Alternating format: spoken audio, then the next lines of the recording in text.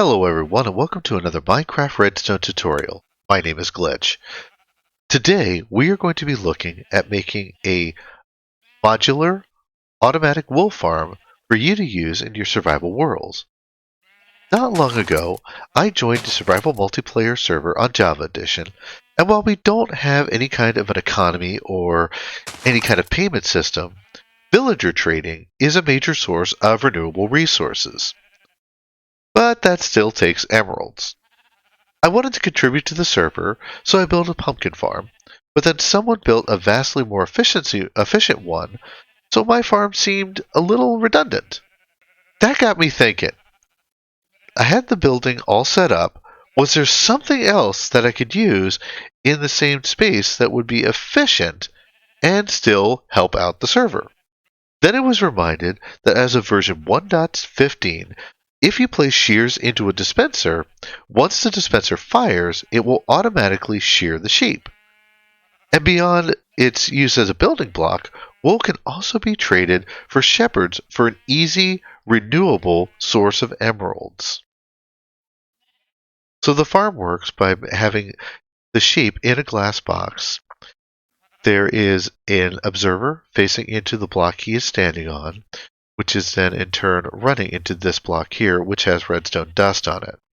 Anytime the block is updated, be it by the grass growing back or the sheep eating the grass, the observer sends a signal into the block, which then in turn fires the dispenser full of shears, shearing the sheep. The wool falls down to a hopper minecart and then into our barrel for collection. So now that we've looked at how the build works, let's move over to a creative world and dive into the actual build. For each module of the farm, you will need the following supplies: 11 structure blocks, 11 glass, 4 grass blocks, 1 trapdoor of your choice, a barrel or a chest, 1 hopper, 1 rail, 1 minecart with hopper, 1 regular piston, a lever, 1 dispenser, 1 observer, 1 piece of redstone dust. You will also need 9 pairs of shears for the dispenser, and you will of course need your sheep, and it will be a good idea to have either a lead or some wheat to help you get them into the farm.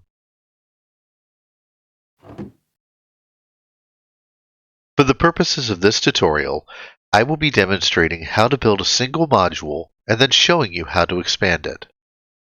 That being said, you will also need a 3x4 area for each module on the farm. If you're expanding, it is possible to overlay the area between modules, and I will demonstrate that when we get to that part of the build.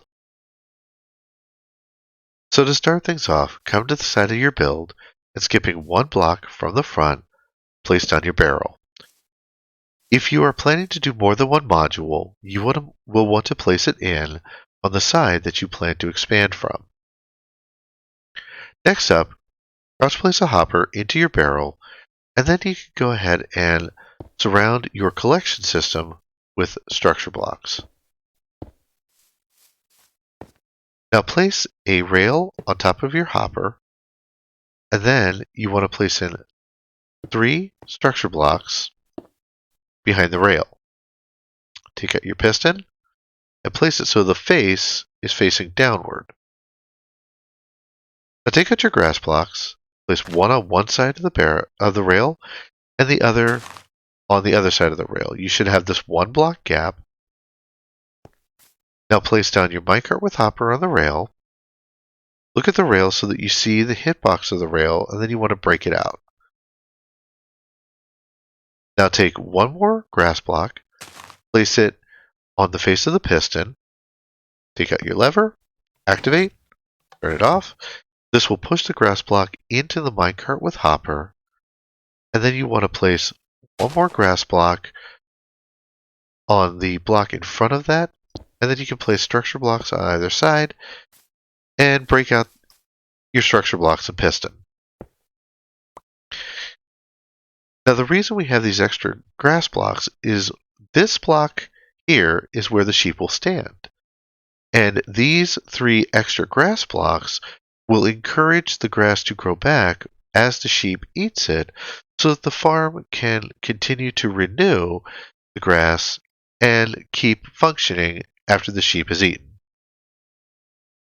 Now that we have our collection system in place, let's wire up the redstone. So start out by coming out back, and you want to place your observer down so that it faces into your block with the minecart hopper, that the redstone output is facing the back. Then you want to place in 2 structure blocks on either side of that, come up, and you want to place your dispenser so that it faces into the space where your sheep will stand. Next up, come around back and place a block on the back of your observer and place redstone dust on top of that block. And that is actually the redstone all wired up. Now the only thing left to do is to build up a chamber for the sheep to stand. It is very important that this be done with glass. The reason being, in survival, if you place a solid block on top of a grass block, it will possibly revert to dirt, and that is going to hinder the growth of the grass for your farm. But now that we have everything set up, we just need to get the sheep in there. Now, while it is possible to lead the sheep using wheat, if you have access to them, I find a lead works a lot better. So let's go ahead and rope the sheep. And then what I did to get the sheep into the farm was to build a temporary set of stairs using either dirt or grass blocks, and then kind of a chute up at the top that they have to walk through. So all you do is walk up the stairs, take your time, they should follow. Okay, up. Then you simply jump across your gap, and by and large they should fall right in. Sometimes, there we go. And then once your sheep is actually in, you can go ahead and break out your grass blocks. And then just to make sure no mobs fall into the farm, go ahead and place a trapdoor over the roof of your farm. Now, as you can see, when the sheep ate the grass, the observer detected that as a block update and then fired the dispenser. So right now, all we need to do is get our shears into the farm. And then as soon as the grass resets, the sheep will start being sheared. Now, if there is ever a time where you want to dye the sheep, where you want to get a specific color of wool for a build or something of that nature, all you need to do is open up your trapdoor, and then break out your redstone, wait for their wool to come back if they've already been sheared, dye them, then place your redstone back and close your trapdoor. And then once the grass resets, you'll start collecting the wool again. But that is our first module all set up and ready to produce. And then you just break out your stairs, and then either have a fence post or back away, and eventually your lead will break, and you can collect it from your collection system. One thing to remember is that though this farm runs automatically, the shears you place in will lose a little durability for each time they shear the sheep. So you will need to occasionally check on them and refill as they are used up. This doesn't happen often. In fact, I have only had to reload the dispensers on the server farm once in the last few months, but it is something to keep in mind. Now that we have the first module in place, let's look at expanding the farm. To expand the farm, you will need an additional 2 hoppers per module that you want to add on, and also, if you plan on adding more than 4 modules, you will definitely want to swap out your output to a double chest, because at the time of this recording, there is no way in Minecraft to make a double barrel. That will require you to add an additional hopper, bringing the total for that final module to 3. And the way the farm is designed, you can do the expansion while the farm is working and still collect the wool, because the wool will simply wait in the hopper until you attach your output chest. So to get things started, start out by placing 2 blocks coming off the front of your farm, and then come around back. You want to dig down 1 block so that you come in and your head is actually even with the barrel. Then go ahead and break out the back corner of the block and break out your barrel. And like I said, if any wool is produced while you're working, it will simply wait in the hopper until we have the chest in place.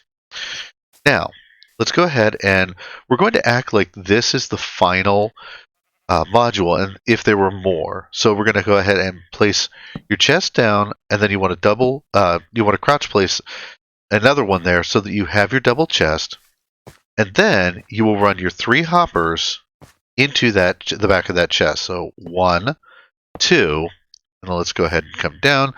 And just because of the angle, you may need to break out this back corner, and 3.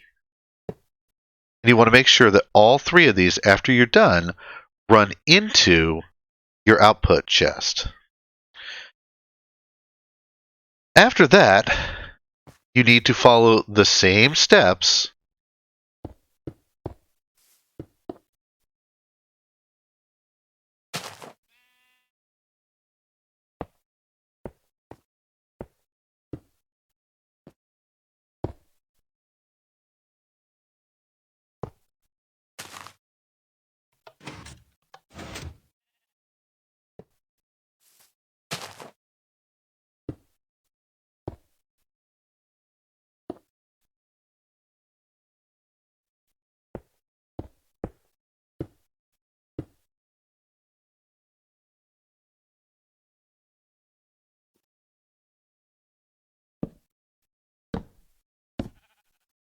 as you did when you set up the first module.